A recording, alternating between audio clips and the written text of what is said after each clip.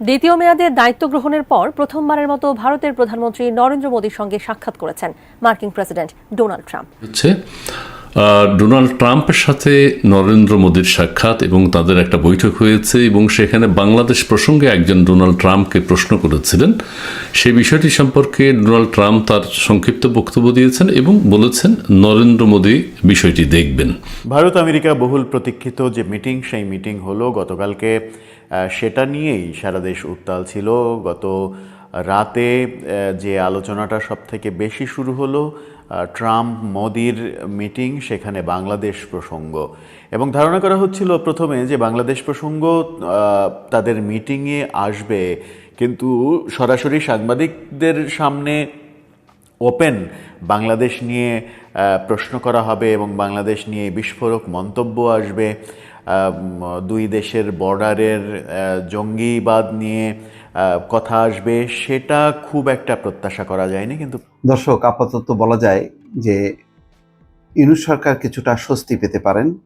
এই কারণে Donald Trump মোদির সামনে বা ভারতীয় সাংবাদিকদের সামনে বাংলাদেশ নিয়ে তেমন কিছুই বলেননি, একেবারেই বলেননি। বরং যেটি বলেছেন আসলে সেটি বাংলাদেশের পক্ষেই আসে। ট্রাম্পের সাথে মোদির বৈঠক হয়েছে। সেই বৈঠকের পরে দুজন যখন সাংবাদিকদের সাথে কথা বলছিলেন, তখন এক ভারতীয় সাংবাদিকের প্রশ্নের জবাবে জনাব ট্রাম্প যা বলেছেন সেটা রীতিমতো হাস্যরসের সৃষ্টি করেছে এবং মোদির জন্য এটা একটা ডিজাস্টার, আমরা এভাবেই বলতে পারি। ডোনাল্ড ট্রাম্প এবং নরেন্দ্র মোদীর সহায়তায় কি বাংলাদেশ আওয়ামী লীগ আবার ঘুরে দাঁড়াবে এবং শেখ হাসিনা বাংলাদেশে এসে আওয়ামী লীগের নেতৃত্ব দিবে? বাংলাদেশ নিয়ে এবার মোদির সাথে বৈঠক করলেন ডোনাল্ড ট্রাম্প। তো বন্ধুরা, আপনারা ইতিমধ্যে এই নিউজটা জানেন, কিন্তু আপনারা জানেন না সেই বৈঠকে মোদির সাথে ডোনাল্ড ট্রাম্প আসলে বাংলাদেশকে নিয়ে কি বক্তব্য দিয়েছিলেন। এইবার এই বিষয় নিয়ে খুবই গুরুত্বপূর্ণ তথ্য থাকতেছে আজকের ভিডিওতে, যা শুনলে আপনারাও অবাক হয়ে যাবেন। চলুন ভিডিওতে আজকের বেশি কথা বাড়িয়ে আপনাদের মূল্যবান সময়টি আমরা নষ্ট করতে চাই না। সরাসরি আজকে আমরা চলে যাব মূল ভিডিওতে, আর সেখানে আজকে আমরা দেখব ডোনাল্ড ট্রাম্প বাংলাদেশকে নিয়ে কি বক্তব্য দিলেন এবং শেখ হাসিনা ও ডক্টর ইউনূসকে কি বার্তা দিলেন। ভারত আমেরিকা বহুল প্রতীক্ষিত যে মিটিং, সেই মিটিং হলো গতকালকে। সেটা নিয়েই সারা দেশ উত্তাল ছিল। গত রাতে যে আলোচনাটা সব থেকে বেশি শুরু হলো ট্রাম্প মোদির মিটিং, সেখানে বাংলাদেশ প্রসঙ্গ, এবং ধারণা করা হচ্ছিল প্রথমে যে বাংলাদেশ প্রসঙ্গ তাদের মিটিংয়ে আসবে, কিন্তু সরাসরি সাংবাদিকদের সামনে ওপেন বাংলাদেশ নিয়ে প্রশ্ন করা হবে এবং বাংলাদেশ নিয়ে বিস্ফোরক মন্তব্য আসবে। দুই দেশের বর্ডারের জঙ্গিবাদ নিয়ে কথা আসবে, সেটা খুব একটা প্রত্যাশা করা যায়নি, কিন্তু প্রত্যাশার বাইরে সেই ঘটনাটা ঘটেছে। যে ঘটনাটা ঘটেছে সেই ঘটনাটাকে নিয়ে আবার বর্তমানে বাংলাদেশে সরকার পক্ষ, আওয়ামী লীগ পক্ষ, দুই পক্ষ দুইভাবে ব্যাখ্যা করার চেষ্টা করছেন। দুই পক্ষ যখন দুইভাবে ব্যাখ্যা করার চেষ্টা করছেন, তখন আমরা দেখলাম যে যখন ট্রাম্প মোদির বৈঠক হলো, বাংলাদেশ প্রসঙ্গ আসলো এবং খুবই বড়ভাবে বাংলাদেশের প্রসঙ্গ আসলো, তখন ডক্টর ইউনূসের সঙ্গে আমেরিকা থেকে ফোনে কথা বললেন ইলন মাস্ক। সেটাকেও সরকারের সাফল্য হিসেবে দেখা হচ্ছে যে ইলন মাস্কের সঙ্গে বর্তমান সরকারের ভালো সম্পর্ক হয়েছে। সুতরাং ট্রাম্প প্রশাসন এখন আর কোনো ব্যাপার না। আদতে কি সেটা জঙ্গিবাদ নিয়ে আমেরিকা কি বলছে, কি হতে চলেছে, কি হতে পারে এর পরের স্টেপে, সেই আলোচনাই করবো এই ভিডিওতে। থাকবেন পলিটিক্স টিভির নিয়মিত আয়োজনে।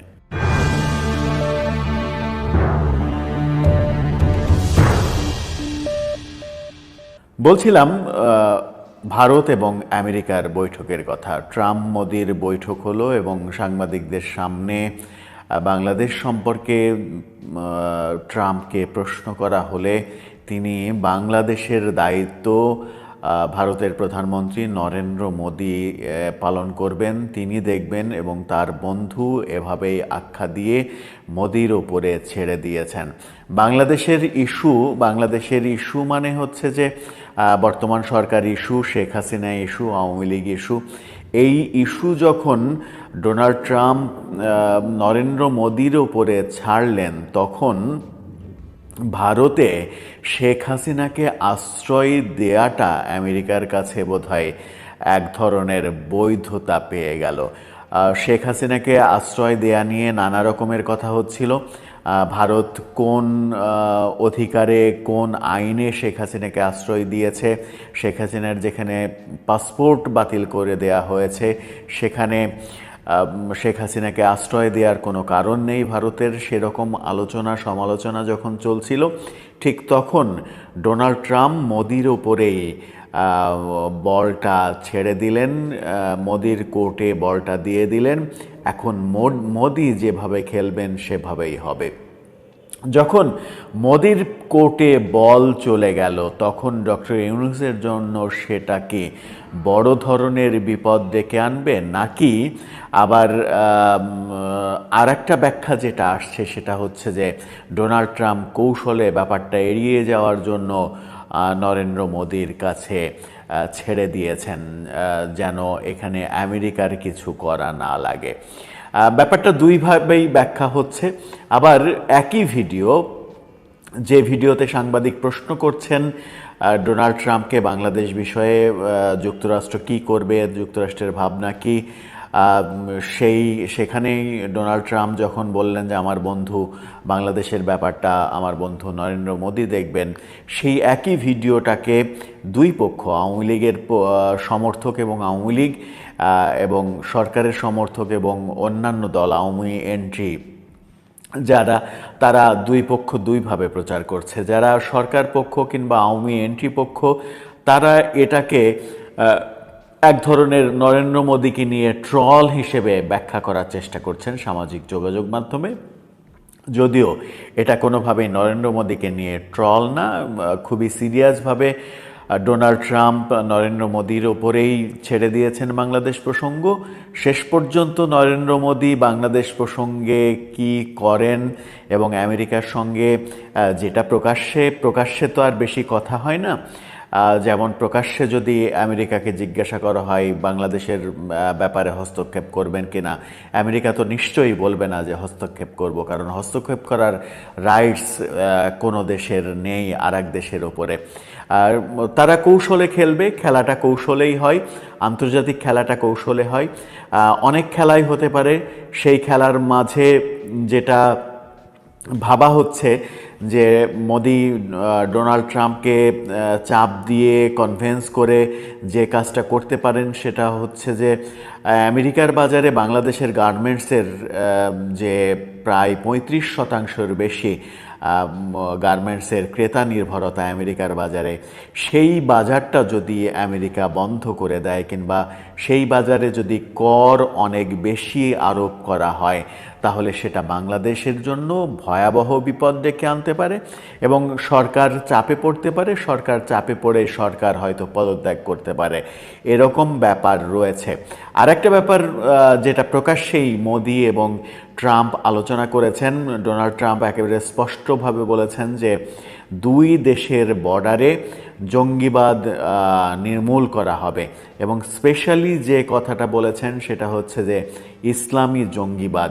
ইসলামী জঙ্গিবাদ বলতে তিনি পাকিস্তানকে যেমন বুঝিয়েছেন বাংলাদেশকেও বুঝিয়েছেন, কারণ গত কিছুদিন হলে, গত 5-6 মাস ধরে বাংলাদেশে যে ঘটনাগুলো ঘটছে, সংখ্যালঘু নির্যাতনের ঘটনা আমরা দেখেছি, মাজার ভাঙার সংস্কৃতি দেখেছি, সাংস্কৃতিক কর্মীদের ওপরে নানা রকমের গজব নাজিল হতে দেখেছি। সাংস্কৃতিক কর্মীরা নানা কাজে যে বাধা পেয়েছেন, সাংস্কৃতিক কর্মীদের উপরে আক্রমণ করা হয়েছে, শিল্পকলায় আক্রমণ করা হয়েছে। এরকম যে ঘটনাগুলো ঘটছে সেই ঘটনা ইসলামী জঙ্গিবাদকে লালন করে, এরকম আখ্যা কিন্তু আন্তর্জাতিক পরিমণ্ডলে বাংলাদেশ পেয়ে যাওয়ার সম্ভাবনা রয়েছে। সেই কারণেই ডোনাল্ড ট্রাম্প যখন বলেন ইসলামী জঙ্গিবাদ রুখবেন এবং কঠোর হাতে রুখবেন, ইসলামী টেরোরিস্টকে তিনি মোকাবেলা করবেন দুই দেশ ভারত এবং আমেরিকা মিলে, তখন কিন্তু সেটা বাংলাদেশের জন্য বেশ খারাপ খবর। বাংলাদেশে চলমান ব্যাপারগুলো যদি চলতে থাকে, সেগুলো যদি নিরসন না হয়, তাহলে বাংলাদেশের জন্য ওই দিক থেকে একটা বড় চাপ চলে আসবে। যদিও ইসলামী জঙ্গিবাদের ব্যাপারটা যে শুধুমাত্র ডক্টর ইউনূস সরকারের আমলেই মাথাচাড়া দিয়েছে সেটা না, এর আগেও আমরা বিভিন্ন সরকারের আমলে দেখেছি, বিএনপির আমলে দেখেছি, আওয়ামী লীগের আমলে দেখেছি, আমরা বাংলা ভাইয়ের উত্থান দেখেছি, আমরা উদীচীর অনুষ্ঠানে বোমা হামলা দেখেছি, আমরা পহেলা বৈশাখের সকালের অনুষ্ঠানে ছায়ানটের প্রোগ্রামে বোমা হামলা দেখেছি। এরকম আমরা 21শে আগস্টের আওয়ামী লীগের ওপরে গ্রেনেড হামলা দেখেছি, অনেক ঘটনায় দেখেছি যেটার সঙ্গে ইসলামী জঙ্গিরা জড়িত বলে বিভিন্ন তদন্তে বিভিন্নভাবে উঠে এসেছে। এই কারণেই বাংলাদেশে কোনোভাবেই এর আগের সরকারগুলো এই ব্যাপারে খুবই সচেতন থাকার চেষ্টা করেছে। যদিও বিএনপির ওপরে এরকম অভিযোগ আসে যে বিএনপি অনেককে মদদ দিয়েছে, কিন্তু আওয়ামী লীগও কম মদদ দেয়নি। আওয়ামী লীগ শুধুমাত্র ভোটের রাজনীতি করতে গিয়ে হেফাজতের সঙ্গে হাত মিলিয়েছে, হেফাজতকে রেলের জমি দিয়েছে, প্রায় 41 একর রেলের জমি দিয়েছে বলে ফলাও করে বিভিন্ন সংবাদ মাধ্যমে এবং বিভিন্ন সামাজিক যোগাযোগ মাধ্যমে প্রচার হতে দেখেছি। সত্য মিথ্যা সেগুলোর সরকার কখনো প্রকাশ করেনি। এরকম নানা রকমের ব্যাপার আমরা কিন্তু দেখেছি। আমরা শেখ হাসিনার আমলেই বাউলের গান বাড়ি ভাঙতে দেখেছি, সাধু সঙ্গ ভেঙে দিতে দেখেছি, কিন্তু শেখ হাসিনা সরকার নির্বাক থেকেছে, কোনো পদক্ষেপ নেয়নি। বাউলের চুল কেটে দেয়া হয়েছে, বাউলের গান বাড়ি পোড়ানো হয়েছে। এই ঘটনাগুলো কিন্তু আগেও আমরা দেখেছি। ইউনূস সরকারের আমলে সেটা আরও বেশি মাথাচাড়া দিয়েছে। আমরা বইমেলাতে আক্রমণ দেখলাম। এই কারণেই যেটা হতে পারে, সরকারকে চাপে ফেলার একটা কৌশল আমেরিকা নিতে পারে যে জঙ্গিবাদকে পৃষ্ঠপোষকতা দেয়া যাবে না। বাংলাদেশের মানে সারা দেশে যেভাবে মব কালচার তৈরি হচ্ছে সেটাও জঙ্গিবাদের একটা পার্ট বলে অনেকে মনে করেন। সেই ব্যাপারগুলো যখন আলোচনা হচ্ছে তখন এটাও আলোচনা হচ্ছে। বিশেষ করে সরকার পক্ষ বলার চেষ্টা করছেন যে ইলন মাস্ক ডক্টর ইউনূসের সঙ্গে কথা বলেছেন, নবদিগন্ত উন্মোচিত হচ্ছে আমেরিকার সঙ্গে বাংলাদেশের সম্পর্কের। কিন্তু ইলন মাস্ক ডক্টর ইউনূসকে কেন ফোন দিলেন? রাষ্ট্রীয় কোনো কাজে? আমেরিকার রাষ্ট্রীয় কোনো বার্তা দিয়েছেন কিংবা বাংলাদেশের রাষ্ট্রীয় কোনো বার্তা নিয়ে কথা বলেছেন? যতটুকু খবর শোনা যাচ্ছে, ইলন মাস্ক ব্যবসায়িক কারণে, তার নিজের ব্যবসায়িক কারণে ডক্টর ইউনূসকে ফোন দিয়েছেন, যেমন তিনি বিশ্বের বিভিন্ন দেশের সরকার প্রধানকে ফোন দিয়েছেন। ইলন মাস্কের কোম্পানি স্টারলিংক, সেই কোম্পানি নতুন স্যাটেলাইট ইন্টারনেট এনেছে বিশ্বের বিভিন্ন দেশে, সেটা প্রতিষ্ঠিত হয়েছে। পার্শ্ববর্তী দেশ ভুটানেও সেটা চালু হয়ে গেছে স্যাটেলাইট ইন্টারনেট। সেই স্যাটেলাইট ইন্টারনেট স্টারলিংয়ের বাংলাদেশে অনুমোদন নিয়ে ডক্টর ইউনূসের সঙ্গে কথা বলেছেন বলে বিভিন্ন ঘনিষ্ঠ সূত্র সেরকম খবরই দিচ্ছে। অর্থাৎ ইলন মাস্কের সঙ্গে ডক্টর ইউনূসের কোনো রাষ্ট্রীয় প্রোটোকলের কথা হয়নি। এক দেশ আর এক দেশের সঙ্গে কথা হচ্ছে সেরকম কোনো কথা হয়নি। ইলন মাস্ক একজন ব্যবসায়ী, তার ব্যবসার জন্য বা তার কোম্পানিকে নিয়ে, কোম্পানির একটা অনুমোদনের জন্য, বাংলাদেশে ব্যবসা চালানোর জন্য ডক্টর ইউনূসের সঙ্গে কথা বলেছেন বলে শোনা যাচ্ছে। সেটা যদি হয় তাহলে ইলন মাস্কের ডক্টর ইউনূসের সঙ্গে ফোনালাপ কোনো তাৎপর্য বহন করে না রাষ্ট্রীয় ক্ষেত্রে। সেই কারণেই অনেকে বলছেন যে ইলন মাস্কের সঙ্গে ফোনালাপের ব্যাপারটা ফলাও করে সরকার যখন প্রচার করছে তখন এটা শাক দিয়ে মাছ ঢাকার মতো অবস্থা করছে। কিন্তু ওদিকে ডোনাল্ড ট্রাম্প এবং নরেন্দ্র মোদী যে খেলা শুরু করলেন কিংবা করছেন বলে আভাস পাওয়া যাচ্ছে, যেরকম অ্যাগ্রেসিভ বাক্য তারা প্রয়োগ করেছেন দুই প্রেসিডেন্ট, এবং যেভাবে বারবার ডোনাল্ড ট্রাম্প নরেন্দ্র মোদীকে মাই ফ্রেন্ড এবং পৃথিবীর সবথেকে বড় গণতান্ত্রিক দেশের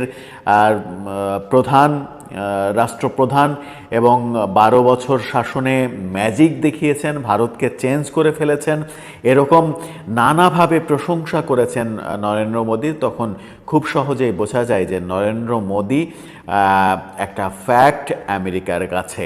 আর সেই কারণেই শেখ হাসিনাকে ডক্টর ইউনূস সরকার আর ফিরে পাবে কি না বাংলাদেশে, সেটা যখন একটা প্রশ্নবিদ্ধ ব্যাপার হচ্ছে, তখন ডক্টর ইউনূস সরকারও নতুন কোনো বিপদে পড়তে যাচ্ছে কিনা, যে আলোচনাটা অনেক দিন থেকেই হচ্ছিল এবং নরেন্দ্র মোদী ডোনাল্ড ট্রাম্পের এই 12 তারিখের বৈঠককে কেন্দ্র করেও অনেক দিন থেকে 13 তারিখের বৈঠককে কেন্দ্র করে অনেক দিন থেকে আলোচনা হচ্ছিল যে সেই বৈঠকের উপরে বাংলাদেশের সরকারের ভাগ্য অনেকটা নির্ভর করছে। কিন্তু সেটা কি মানে প্রকাশ্যে যতটুকু এলো সেখান থেকে কি একটা কনক্লুশন টানা যায় যে ঘটনাটা এই দিকে যাচ্ছে, নাকি আরও আমাদেরকে অপেক্ষা করতে হবে এই ব্যাপারে সত্যিকারের রেজাল্ট দেখতে? দর্শক, আপনার কি মনে হয় ডোনাল্ড ট্রাম্প এবং নরেন্দ্র মোদী দুজন যে কাণ্ডটা ঘটালেন আমেরিকায়, সেই কাণ্ডের ফলে বাংলাদেশের ইউনূস সরকার কি নতুন করে বিপদে পড়বেন? শেখ হাসিনা কি উপকৃত হবেন? আপনার মত? দর্শক, আপাতত বলা যায় যে ইউনূস সরকার কিছুটা স্বস্তি পেতে পারেন।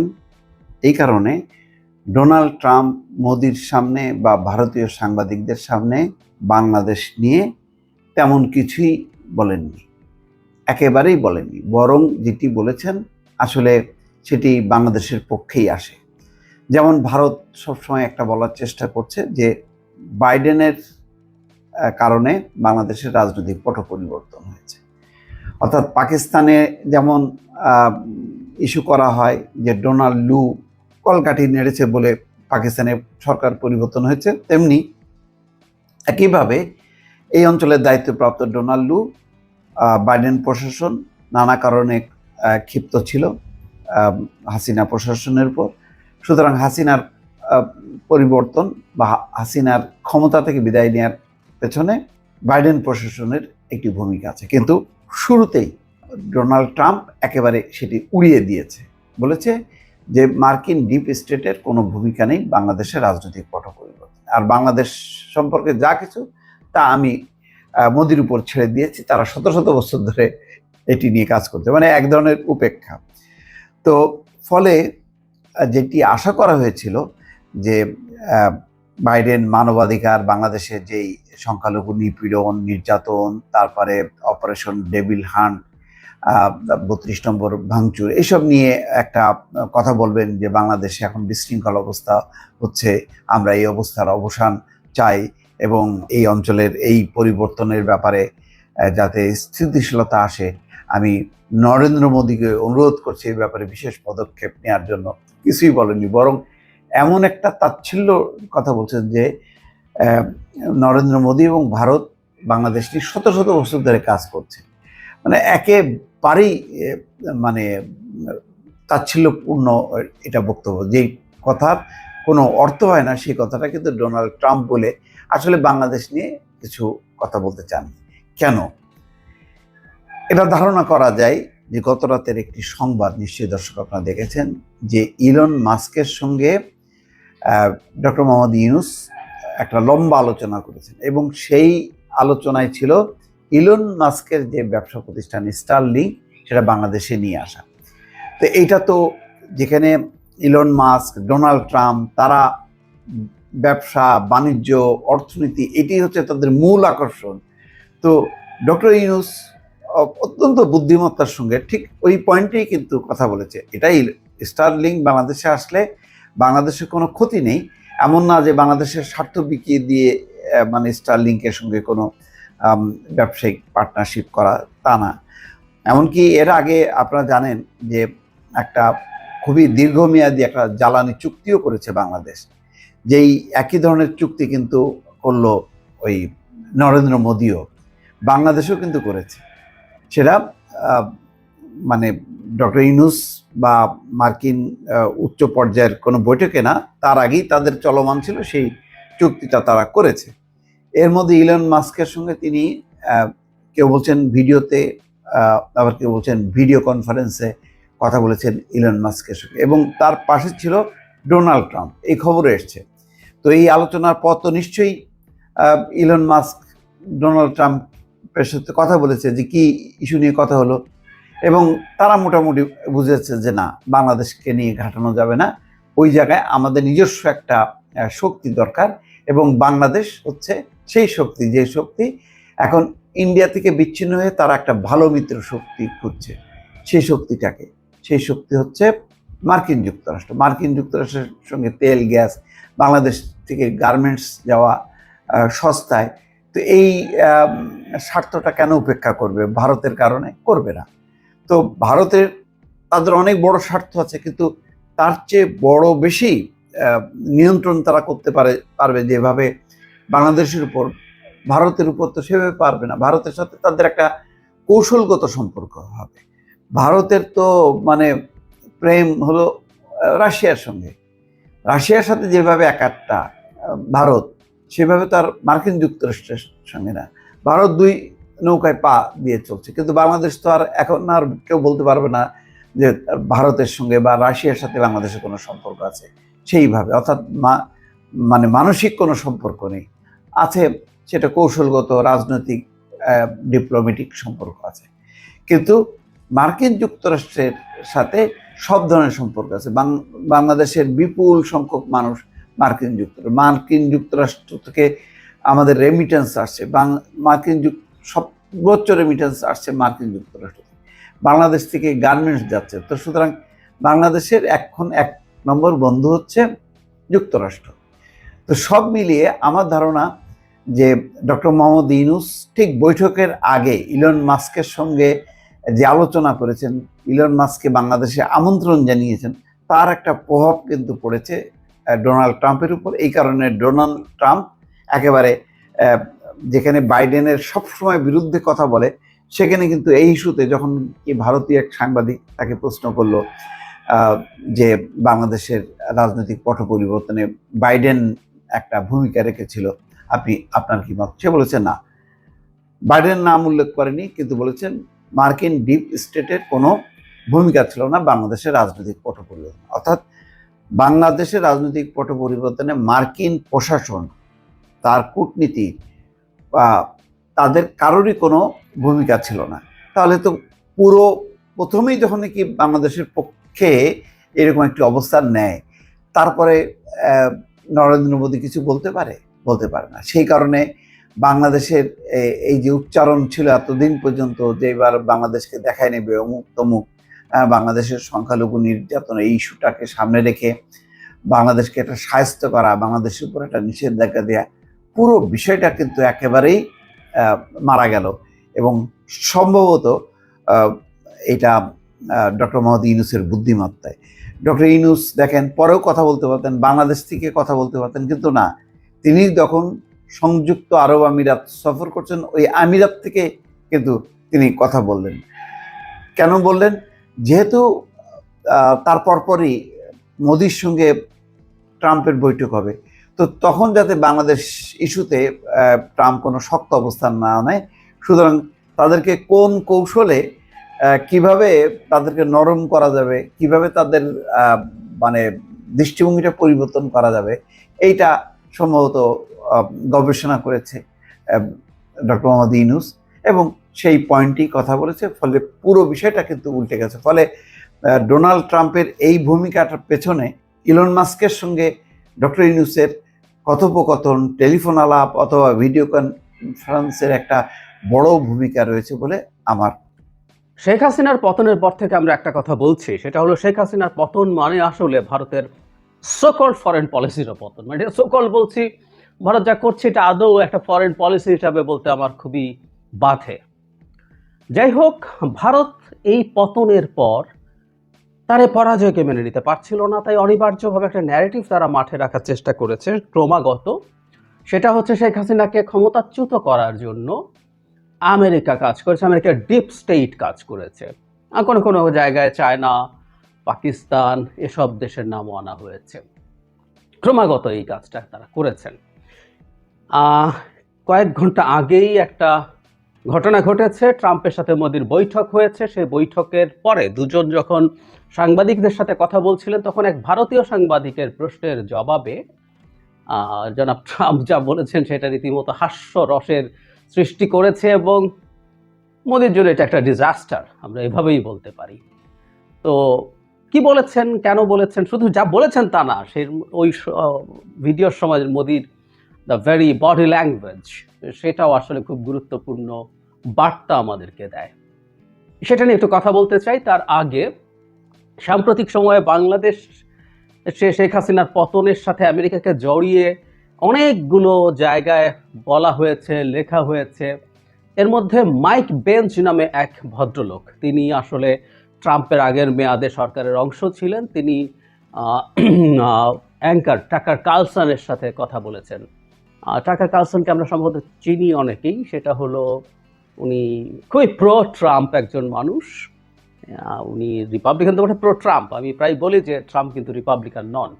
এবং শুধু সেটা না, তাকে পুতিনও খুব পছন্দ করেন। এটা কার্লসনের পরিচয় একটু ব্যাকগ্রাউন্ড হিসেবে জেনে রাখা ভালো হবে।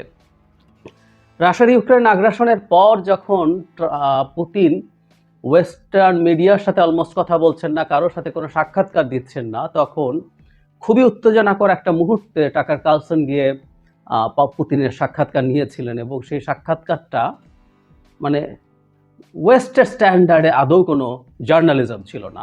মানে একেবারে বাংলাদেশের ফারজানা রূপা মোজাম্মেল বাবুরা যা করতেন তা বলছি না, কিন্তু মোটামুটি ওদের স্ট্যান্ডার্ডে এইরকম কিছুই আসলে ওখানে ঘটেছিল। তো যাই হোক, কার্লসনের সাথে যখন সাক্ষাৎকার দিয়েছেন মাইক বেঞ্চ, সেখানে মূলত ইউএসএআইডি নিয়ে কথা হয়েছিল। আমরা জানি ইলন মাস্কের যে প্রতিষ্ঠান আছে, যে অথরিটিটা তিনি লিড করেন, ডজ, যেটা আমেরিকার ফেডারেল সরকারের ব্যয় কমানোর কাজ করছে, সেখানে ইউএসএআইডিকে তারা পুরো বন্ধ করে দেওয়ার ন্যারেটিভ তৈরি করছিলেন, যুক্তি তৈরি করছিলেন। তো সেই যুক্তি দিতে তিনি সেখানে আসেন এবং এখানে অনেক আলাপ আসেন এবং একটা পর্যায়ে রেজিম চেঞ্জের আলাপ প্রসঙ্গে বাংলাদেশ আসে। বেঞ্চ তখন বলছেন যে বাংলাদেশে কয়েক মাস আগে যে প্রধানমন্ত্রীর পতন এবং পালিয়ে গেলেন তিনি, সেটা আমেরিকা ঘটিয়েছে। খুব স্পষ্টভাবে তিনি বলেছেন। ব্যাকগ্রাউন্ড তিনি এভাবে বলছেন যে আমেরিকা বিভিন্ন জায়গায় যেখানে যেখানে তার স্বার্থ কাজ করে না, সেখানে সে রেজিম চেঞ্জ করার চেষ্টা করে। এবং দুভাবে রেজিম চেঞ্জের কথা তিনি বলছেন। একটা হলো নির্বাচনের মাধ্যমে বিরোধীদের সাথে যদি আমেরিকার আন্ডারস্ট্যান্ডিং ভালো থাকে, তারা চেষ্টা করে নির্বাচনে সাপোর্ট করে তারা তাকে জেতাতে, এটা একটা পথ। আরেকটা পথ হচ্ছে নানানভাবে ফান্ডিং করে, লোকজনকে অর্গানাইজ করে কালার রেভলিউশন, ইউরোপে যেটা হয়েছে বহু সময়, এগুলোকে ওরা কালার রেভলিউশন বলে। তো সেই রেভলিউশন ঘটানো, দুটোর একটা। না, ওটা বলেন না, অবশ্য শেখ হাসিনার সময় নির্বাচনের মাধ্যমে সম্ভব ছিল না। যাই হোক, এবং বেঞ্জো এখানে যে কাজটা করেছেন, তিনি স্পষ্টভাবেই সেন্ট মার্টিনসের কথা এনেছেন, যে আমেরিকা ওখানে একটা তৈরি করতে চায়, বেইজ তৈরি করতে চায়, যে বেইজটা শেখ হাসিনা দিতে রাজি হননি। কারণ আমেরিকার উদ্দেশ্য ছিল বেইজ তৈরির মাধ্যমে চায়নাকে কন্টেইন করবেন, চায়নার ফুটপ্রিন্ট কমাবেন। কিন্তু শেখ হাসিনা এটা অ্যাগ্রি করেন নাই, তার ভূমিতে এটা তার কাছে রিস্কি মনে হয়েছে, ইত্যাদি ইত্যাদি। এখন আমেরিকার এই চাওয়া যেহেতু পূর্ণ হয় নাই, তাই আমেরিকা অন্য পথে গেছে। বেঞ্জের কথা। সেখানে একটা কথা যোগ করে রাখি, বাংলাদেশে শেখ হাসিনার পতনের জন্য আমেরিকা যখন নানান স্টেপ নিচ্ছিল, মানে শেখ হাসিনাকে আমেরিকা চায় নাই ক্ষমতায়, ইটস ট্রু। এটা আমেরিকার কারণ ছিল কোনো রকম কোনো চ্যারিটি না, বহুবার বলেছি, ওই সময় বলতাম কথাগুলো। It's a trade of. America মনে করেছে বাংলাদেশে যদি গণতন্ত্র আসে, তাহলে শেখ হাসিনার মতো অথরিটারিয়ান সরকার, যাদের কমন প্রবণতা থাকে চায়নার দিকে যাওয়ার, সেটা কমবে, চায়নার ফুটপ্রিন্ট কমাতে পারবে। এবং আমরাও এটা মেনে নিয়েছিলাম যে আমাদের মুভমেন্টে যদি আমেরিকার এই পদক্ষেপগুলো কাজে লাগে, এই পদক্ষেপগুলো যুক্ত হয়, সেটা আমাদের সফল হতে সাহায্য করবে। সো এসব বলেও আসলে খুব বেশি লাভের কিছু নেই। তবে সেন্ট মার্টিনসের ব্যাপারটা ডাহা মিথ্যা, যেটা আমরা এখন পর্যন্ত দেখছি। যাই হোক, তিনি এরপর বললেন, বিএনপির নামও আসলেন, উনি ন্যাশনালিস্ট পার্টি বলেননি, বাংলাদেশ ন্যাশনাল পার্টি বলেছেন। সেই পার্টি আমেরিকা যা চায় সেই ধরনের কিছু সুবিধা বা বেনিফিট দিতে পারে বলে আমেরিকার পারসেপশন হয়েছে, তাই নাকি আমেরিকা সাহায্য করা শুরু করেছে। এবং তুই এনডিআই, আইআরআই এর নাম আনলেন। একটা জানি আমরা, এনডিআই ডেমোক্রেটিক পার্টির সাথে, আইআরআই হলো রিপাবলিকানদের সাথে অ্যালাইন্ড আছে। তারা বাংলাদেশে নানান পদক্ষেপ নিতে শুরু করেছে। আইআরআই এর কথা স্পেসিফিকলি বলছেন, ঘটনাচক্রে সেটা রিপাবলিকানদের, তারা টার্গেট করে বিভিন্ন লোকজনকে ফান্ড করেছে বিভিন্ন কিছু করার জন্য, এসব ইনফ্যাক্ট মোটা দাগিয়ে এনেছেন। যাই হোক, এটাকে আমরা আসলে পাত্তা দিতে চাই না, কারণ হলো মার্কিন মিডিয়া, বিশেষ করে টাকার কার্লসনরা ক্রেডিবিলিটি হারিয়েছেন অনেক আগে, এবং যেহেতু ইউএসএআইডি পুরো বন্ধ করে দিচ্ছে ট্রাম্পের অধীনে, বিশেষ করে এখন এলন মাস্ক এটা চেয়েছেন এবং ট্রাম্প এটাকে অ্যাগ্রি করেন, তো এটার জন্য যুক্তি তৈরি করতে হবে, এবং এই আলাপ মার্কিনদের সামনে আনার চেষ্টা করা হচ্ছে যে আমরা কেন আমাদের টাকা খরচ করে এগুলো করব, এগুলো অহেতুক। আরেকদিন আলোচনা করব আমরা নিশ্চয়ই যে আমেরিকার আসলে তার যে পরাশক্তির যে ইমেজ, সেটা শেষ করার মিশনে আসলে নেমেছেন ট্রাম্প মাস্ক এরা। যাই হোক, সেটা অন্য আলোচনা। এবং এদের এই ন্যারেটিভ আসলে কেউ আর বিশ্বাস করে না। আবার একই সাথে আমরা এটাও যোগ করবো, আমেরিকা এই ধরনের কাজ অনেক জায়গায় করে নাই, তাও না। সো এই প্রেক্ষাপটেই খুব আলোচনায় আসলো সাম্প্রতিক সময় বাংলাদেশে আমেরিকার প্রভাব। এর আগে আরও আমেরিকান দু একটা খুব বিখ্যাত না হলো মোটামুটি অ্যাকসেপ্টেবল পোর্টালও ইউএসএআইডির ফান্ড ব্যবহার করে বাংলাদেশে শেখ হাসিনার বিরুদ্ধে মুভমেন্টে রোল প্লে করার চেষ্টা, এগুলোর কথা এসছিল। এবার আসি জনাব ট্রাম্পের সাথে মোদির যে ইন্টারভিউ, ওখানে এক সাংবাদিক, ভারতীয় এক সাংবাদিক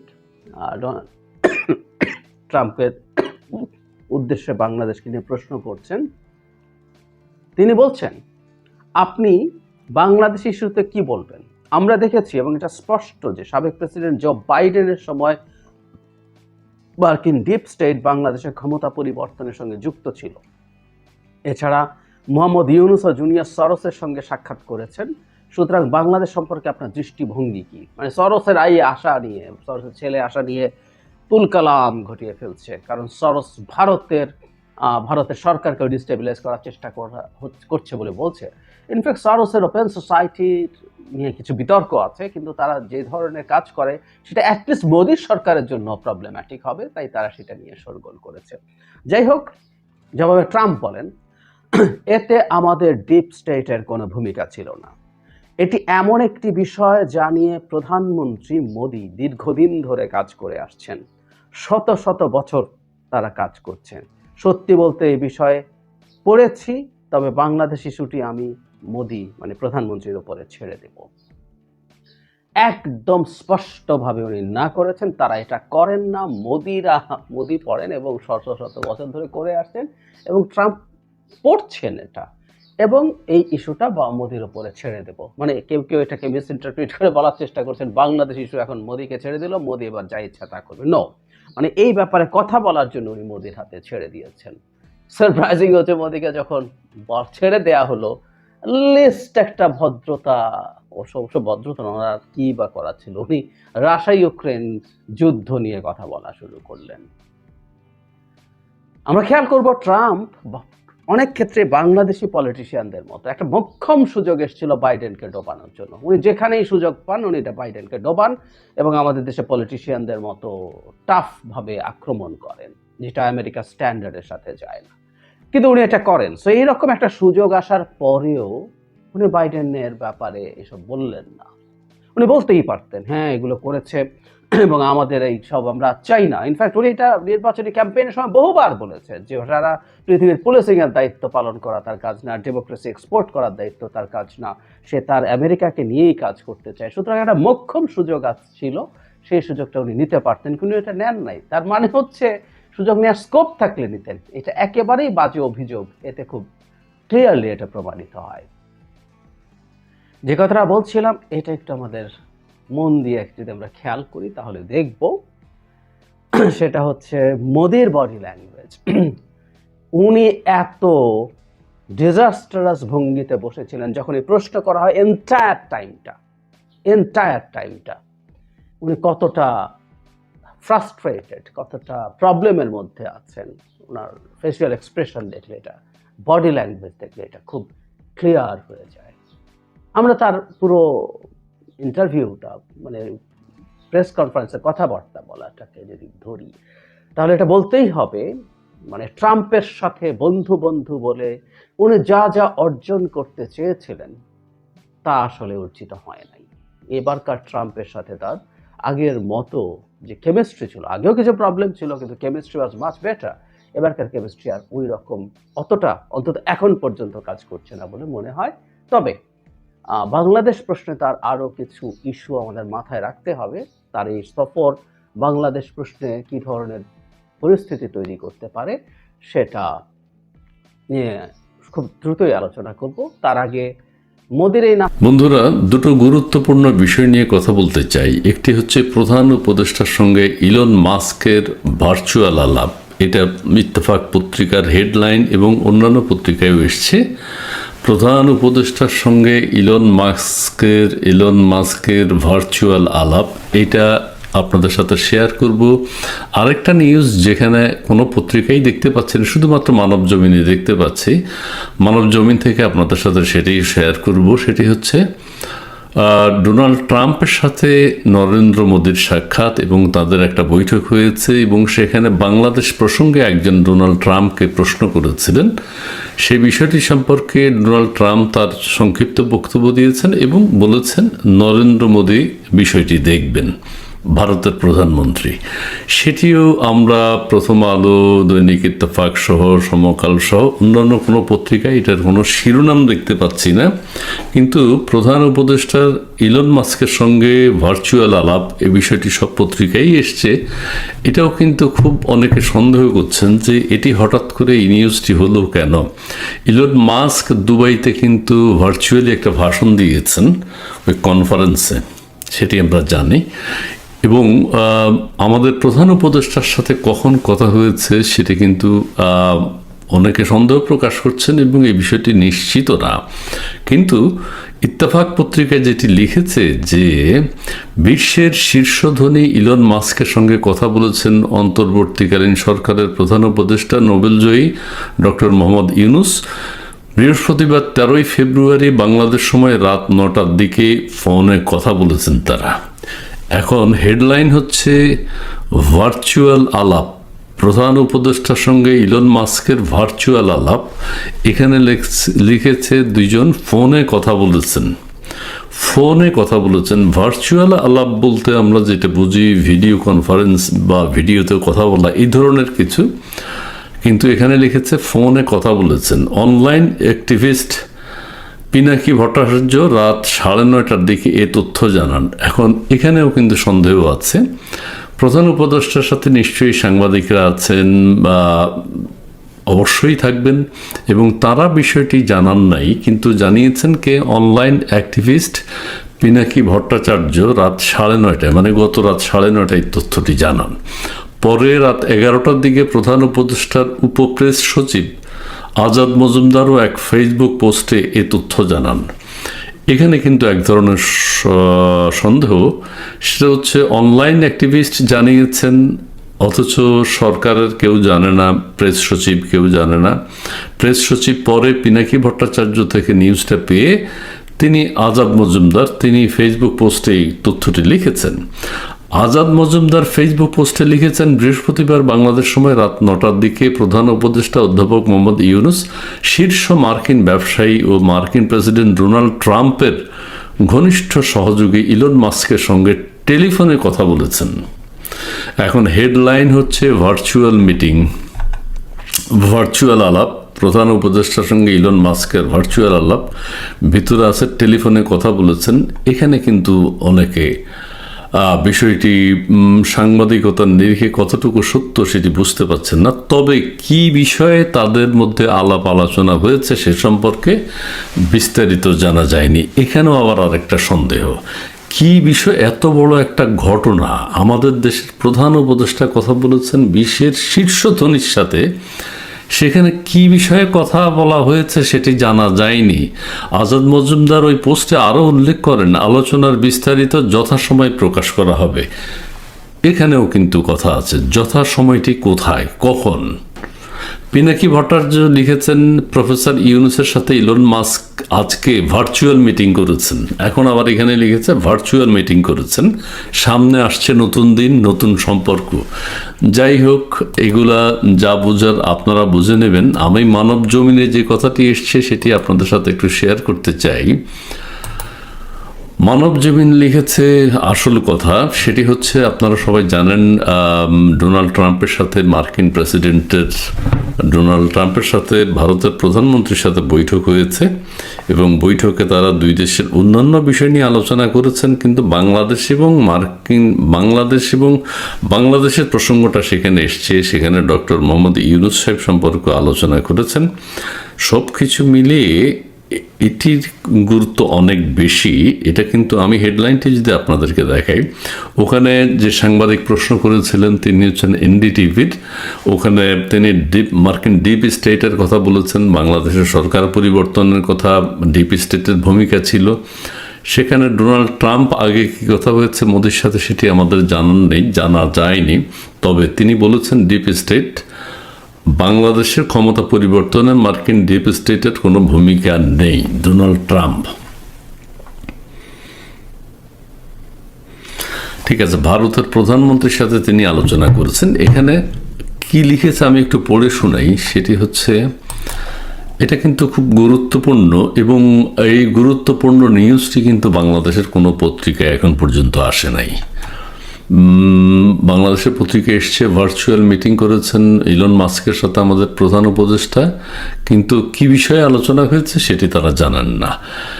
মানবজমিন যেটি লিখেছে, বাংলাদেশের ক্ষমতা, মানবজমিন অত ডিটেইল লেখা নাই, কিন্তু ওই ভিডিও ক্লিপে যতটুকু আছে ততটুকু লিখেছে, বাংলাদেশের ক্ষমতা পরিবর্তনে মার্কিন ডিপ স্টেটের কোনো ভূমিকা নেই বলে জানিয়েছেন দেশটির প্রেসিডেন্ট ডোনাল্ড ট্রাম্প। ভারতের প্রধানমন্ত্রী নরেন্দ্র মোদীর সঙ্গে ওয়াশিংটন ডিসিতে দ্বিপক্ষীয় বৈঠকের আগে এক ভারতীয় সাংবাদিকের প্রশ্নের জবাবে এই কথা বলেন তিনি। আচ্ছা, ঠিক আছে, ভারতীয় সাংবাদিক কি প্রশ্ন করেছিলেন এই সংক্রান্ত একটি ভিডিও প্রচার করেছে অনলাইন এনডিটিভি। এটা কিন্তু ভিডিও সব জায়গায় দেখা যাচ্ছে, এটি ডোনাল্ড ট্রাম্প এবং নরেন্দ্র মোদীর। তাতে দেখা যায় ভারতীয় এক সাংবাদিক প্রেসিডেন্ট ট্রাম্পের উদ্দেশ্যে বলেন, বাংলাদেশ ইস্যুতে তিনি প্রশ্ন করেছিলেন। ওই সাংবাদিক বলেছেন, আপনি মানে ট্রাম্প বাংলাদেশের ইস্যুতে কি বলবেন? আমরা দেখেছি এটা স্পষ্ট যে সাবেক প্রেসিডেন্ট জো বাইডেনের সময় মার্কিন ডিপ স্টেট বাংলাদেশের ক্ষমতা পরিবর্তনের সঙ্গে যুক্ত ছিল। এটিও আমরা কয়েকদিন যাবৎ আলোচনায় দেখতে পাচ্ছি সোশ্যাল মিডিয়ায়, পত্রপত্রিকায়। এছাড়া মোহাম্মদ ইউনুসও, মানে প্রধান উপদেষ্টা ডক্টর মোহাম্মদ ইউনুস জুনিয়র সরোসের সঙ্গে সাক্ষাৎ করেছেন। সুতরাং বাংলাদেশ সম্পর্কে আপনার দৃষ্টিভঙ্গি কি? জবাবে ডোনাল্ড ট্রাম্প বলেন, এতে আমাদের ডিপ স্টেটের কোনো ভূমিকা ছিল না। এটি এমন একটি বিষয়, এটি তাদের রাষ্ট্রীয় বিষয়ে, এটি তিনি ডিসক্লোজ করবেন না। তিনি বলেছেন ডিপ স্টেটের কোনো ভূমিকা ছিল না। এটি এমন একটি বিষয় যা নিয়ে প্রধানমন্ত্রী মানে মোদি দীর্ঘদিন ধরে কাজ করছেন, শত শত বছর। মানে এটি এমন একটি বিষয়, অর্থাৎ বাংলাদেশ প্রসঙ্গে প্রধানমন্ত্রী মোদি দীর্ঘদিন ধরে কাজ করে আসছেন। এটা কিন্তু খুব গুরুত্বপূর্ণ, শত শত বছর তারা এই কাজ করছে। সত্যি বলতে এই বিষয়ে পড়েছি, অর্থাৎ বাংলাদেশ বিষয়ে তিনি পড়েছেন, বাংলাদেশ ইস্যুটি আমি প্রধানমন্ত্রী মোদির উপর ছেড়ে দেব। অর্থাৎ বাংলাদেশের বর্তমান যে অবস্থা সেটি তিনি ভারতের প্রধানমন্ত্রী নরেন্দ্র মোদির উপর ছেড়ে দিয়েছেন। এটাও কিন্তু খুব গুরুত্বপূর্ণ। নরেন্দ্র মোদীর উপর তিনি কি ছেড়ে দিয়েছেন, কি কাজ করতে বলেছেন, বা নরেন্দ্র মোদী কি করবেন সেটা এখন পর্যন্ত বোঝা যাচ্ছে না। এবং নরেন্দ্র মোদীর কোনো প্রভাব বাংলাদেশের উপর পড়বে কিনা সেটা আমরা আগামীতে দেখতে পাবো। তবে ভারতের প্রধানমন্ত্রী এরপরে রাশিয়া ইউক্রেন যুদ্ধ সম্পর্কে কথা বলেছেন, ডোনাল্ড ট্রাম্পের অন্যান্য বিষয়ে আলাপ করেছেন। তবে এই বিষয়টি কিন্তু খুব গুরুত্বপূর্ণ। নরেন্দ্র মোদী এবং ডোনাল্ড ট্রাম্পের যে মধ্যে যে আলোচনা হয়েছে এবং তারা যে প্রেস কনফারেন্স করেছেন সেখানে বাংলাদেশ প্রসঙ্গ এসছে। আমরা জানি না ভবিষ্যৎ কি, নরেন্দ্র মোদী কি ভূমিকা রাখেন বাংলাদেশের রাজনীতিতে, তিনি আদৌ কোনো ভূমিকা রাখবেন কিনা বা আদৌ কোনো ভূমিকা রাখা ঠিক হবে কিনা সেটি ভবিষ্যতে বলে দেবে। আর তবে তাদের যে বাংলাদেশ থেকে যেই ধরনের ভারতকে বিভিন্ন প্রশ্নবিদ্ধ করা হচ্ছে সেই বিষয়ে হয়তো তারা কোনো প্রক্রিয়া অবলম্বন করতে পারেন। আর আরেকটি বিষয় হচ্ছে, ওই যে প্রথম কথায় আবার আসি, আজকের আলোচনার বিষয় হচ্ছে, প্রথম হচ্ছে বাংলাদেশের অন্তর্বর্তীকালীন সরকারের প্রধান উপদেষ্টা doctor Mohammad Yunus virtual meeting করেছেন ইলন মাস্কের সাথে, বিশ্বের শীর্ষ ধনীর সাথে, কিন্তু সেটির বিস্তারিত জানা যায়নি। কেন তিনি আলাপ করেছেন, কি আলাপ করেছেন? হেডলাইন হচ্ছে ভার্চুয়াল মিটিং, কিন্তু শেষে আছে টেলিফোনে কথা বলেছেন। টেলিফোনও কি কথা বলেছেন সেটাও কেন দেশ। ধন্যবাদ প্রিয় দর্শকবৃন্দ, আমাদের ফুল ভিডিওটি দেখার জন্য আপনাকে জানাই অসংখ্য অসংখ্য ধন্যবাদ। তো বন্ধুরা, ইতিমধ্যে যে বক্তব্যটি শুনেছেন, ডোনাল্ড ট্রাম্প কিন্তু অলরেডি বাংলাদেশকে নিয়ে বক্তব্য দিয়েছেন। এই বক্তব্য শুনে আপনাদের কি মন্তব্য হচ্ছে অবশ্যই সেটা কমেন্ট বক্সে কমেন্ট করে জানিয়ে দেবেন যে ডোনাল্ড ট্রাম্পের বক্তব্য কী ছিল, যে সে ডক্টর ইউনূসের পক্ষে ছিলেন নাকি শেখ হাসিনার পক্ষে ছিলেন। আপনারা কিন্তু ইতিমধ্যেই এই বক্তব্যটি এবং এই ভিডিওটি থেকে বুঝতে পারছেন। যাই হোক বন্ধুরা, এই ভিডিওটিতে আমার নতুন করে আর কিছু বলার নাই, ইতিমধ্যে আপনারা সব কিছু জেনে ফেলছেন। যাই হোক বন্ধুরা, এমন নিত্য নতুন আপডেট খবর সবার আগে পেতে চাইলে এখনই আমাদের এই পিচ্চি সাকিব ইউটিউব চ্যানেলটি সাবস্ক্রাইব করুন। ধন্যবাদ।